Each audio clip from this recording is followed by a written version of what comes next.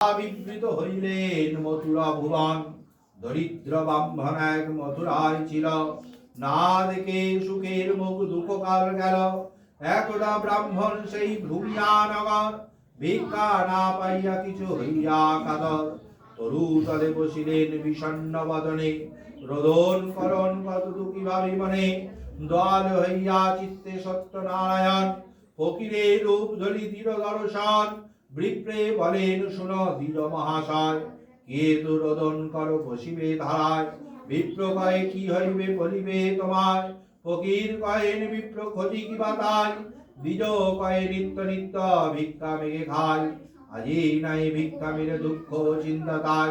ফকির coin বিপ্র যাও নিজপুর, আর মারে আশ্চিল্য হবে সর্ব কষ্ট দূর। বিপ্র কয়ে নিত্য পুঁজি শিলা নারায়ণ, তাহা বিনা করব কি মেচ্ছাচরণ। ফকির বলেন হাস শোনো বিপ্রবর, বেদ বা কোরআন কিছু নাই মতান্তর। যেই রাম সেই রহিম নামই একই হয়, তিলকে নাইক দুই কহু না নিশ্চয়। কহিতে কহিতে কথা অখিলের নাথ, শঙ্খ চক্র গদা পদ্মে সবিচারিয়া। দেখিয়া ব্রাহ্মণ তবে করিলা ধরণী, কত কত মনে কত কত বাণী। দেখিতে দেখিতে পুণ্য হয় স্ত্রী, এ দেখে ব্রাহ্মণ বলে স্ত্রী।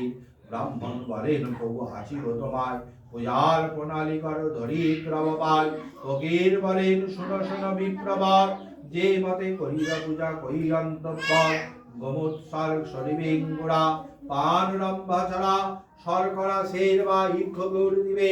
ক্ষীর কিংবা দদুষ ভক্তি রাজিবে, এই সব বস্তু বিপ্রকায় আয়োজন।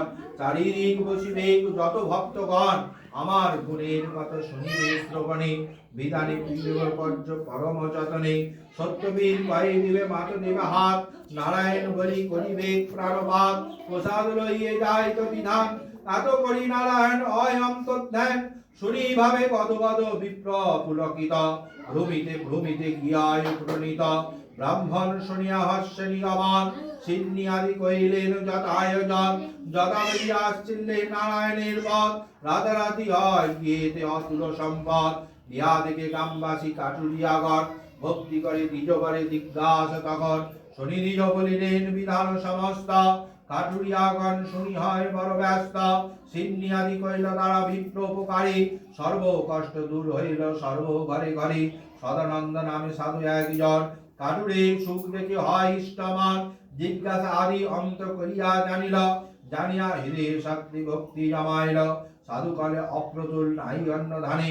কন্যা নাই কষ্ট তাই চিন্তা মনে মনে, যদি মর গিয়ে এক জন্মে তনয়া। পুজিব সত্য বীরে সিন্নি আগে দিয়া, এত গলি গেল চলি সাধু অঙ্গা করি। কালের জন্মে কন্যা পরমা সুন্দরী, সিন্নি দেবার কথা সাধু যে ভুলিল। সুপাত্র দেখিয়া সাধু কন্যা বিবাহ দিল, কতকালে সাজাইয়া সাতখানি তরি। জামাতা লইয়ে সাধু যাই হস্তা করি, দক্ষিণ পটনে ছিল রাজা কলানিধি।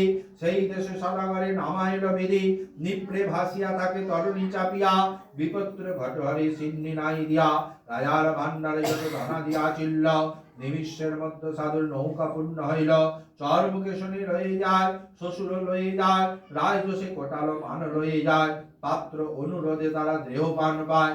কারাগারে বন্দী থাকে তাকে দুইজন, কি করব দুঃখের কথা হে বর্মন। এখানে সাধুর ভাষ্য তার সুধা, বিপ্র দিকে দিক্ষে দুঃখ যদা। সর্বস্ব হইল নষ্ট পরের দুঃখেতে, দাসত্রী করিয়া রয়ে পরের গৃহেতে। একদিন সাধু সুধা বেড়াইতে গিয়া, আনন্দিত বিপ্র ঘরে সিন্নি দেখিয়া। বিশেষ জানিয়া তথা করিল মাননা, পিতা পুতি হুবে ঘরে এ যে কামনা। তারপর গেল ঘরে সাধুর তনয়া, সত্যনারায়ণ তবে জমাইল দয়া। শ্বশুর জামাতা যথা বন্দী কারাগারে, খগ্নকর নারায়ণ সেই নরবরে। শোনো শোনো ওহে রাজা আমার বচন, কলিকালে পুজি আমি সত্যনারায়ণ। সদাগর ও তার স্নেহের জামাই, বিনা দোষে বন্দী আছে দোষ কিছু নাই। রজনী প্রবাদ হইল দুই সদাগরে, 10 গুণ ধন দিয়া তুষিবে সাদরে। বলিতে বলিতে হইল মহানমদে, স্বপ্নে হেরি চমকিয়া ওঠে নরপতি। পাত্রকালে উঠি রাজা সবার গোচর, আনন্দ করা হইতে দুই সদাগর। বসন ভূষণ আর বহু দাম দিল, সাদরে সন্তুষ্ট করিয়া বিদায় করিল। 10 গুণ ধন লাভে দিবে দেহ ভরা, দেশেতে যাইতে সাধু করিলেন তারা। পুলকিত সর্বজন হর্ষ কোলাহল, নাই জানে সত্যদেব করিয়া মঙ্গল।